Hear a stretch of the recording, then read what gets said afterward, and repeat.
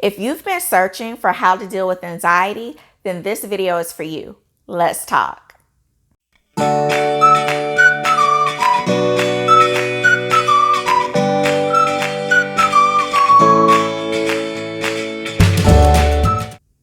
Hi there, Shannon here with Genesis Balance. If you're new to my channel, I'm going to say welcome. And if you've been here before, welcome back. And thank you so much for your support. If you haven't done so already, please go ahead and click that subscribe button below and make sure you hit the bell for notifications, because I don't want you to miss 1 minute of these videos that are designed to help you live your best life.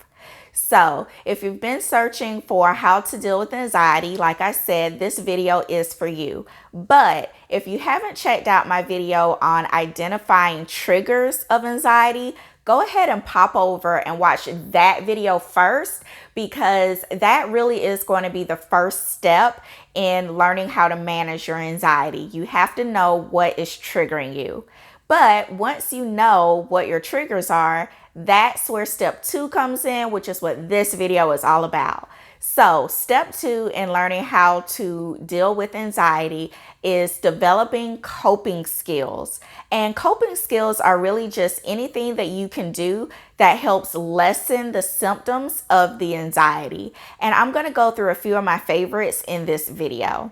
So what you want to remember with coping skills is that there are so many out there. There are so many that you can create on your own, and every coping skill is not going to be for everyone. Some things that may calm me down and lessen my anxiety may not work for you. So when I go through this list, kind of keep an open mind and kind of think about whether or not that's something that you feel like would be a good fit for you, or maybe it's something you can tweak and make work better for you.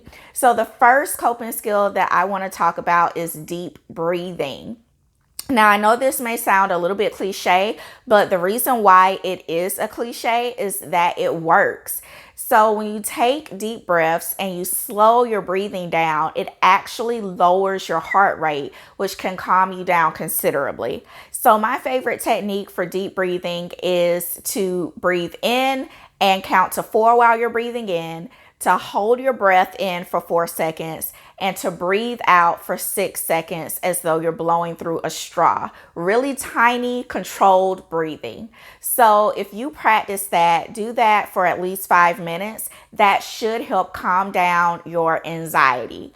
The second thing that I would suggest is limit your exposure to your triggers, if at all possible. Now, I totally understand that if the trigger is talking to your boss because your boss just gets under your skin, that may not be something that you can necessarily avoid. But usually people who are dealing with anxiety are dealing with multiple triggers. So as much as you can, try to limit your exposure to whatever triggers your anxiety symptoms as much as possible. So the third technique that I really like is called progressive muscle relaxation.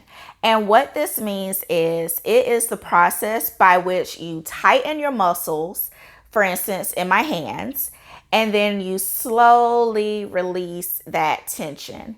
And it's almost as though you can feel the tension leaving your body and the anxiety flowing right out of you with it. The reason why it's progressive muscle relaxation is that you usually start from either the top or the bottom of your body, and you tighten those muscles and release them. So if you're starting from the bottom, you may flex your feet and then slowly release that tension and relax. And then you will tighten up your calf muscles, and then you slowly release them and relax. And you would continue that until you have gone through all of the muscle groups in your body from bottom to top, or you can do top to bottom, whichever you want. And then at the end of that process, you want to tighten all the muscles in your body as tightly as possible, and then slowly release every single muscle. That is progressive muscle relaxation, and it works wonders in helping you alleviate the tension that you're feeling and really lessening your anxiety symptoms. So the fourth technique that I really like for coping is mindful meditation. And this is really just the art of practicing mindfulness, being aware of your surroundings and really taking in the situation as it is. So when I am practicing mindfulness meditation, I am very in tune with what's going on in the environment around me. I'm listening to sounds. I'm feeling air blowing across my skin. I am aware of how my body feels sitting in the chair. I am aware of my breathing. I am paying very close attention to what's going on, not only inside of my body, but outside of my body. And this can take some time, and it takes a lot of practice to get really good at it, because what you'll notice is you'll have these thoughts, either anxious thoughts or just random thoughts that want to pop in your head. And the art of it is to simply acknowledge that thought and then push it aside and let it gently go. And that is the part for a lot of people, I know, especially for myself, that takes the most practice and is most difficult to do. Calming your brain down enough that you can control the thoughts.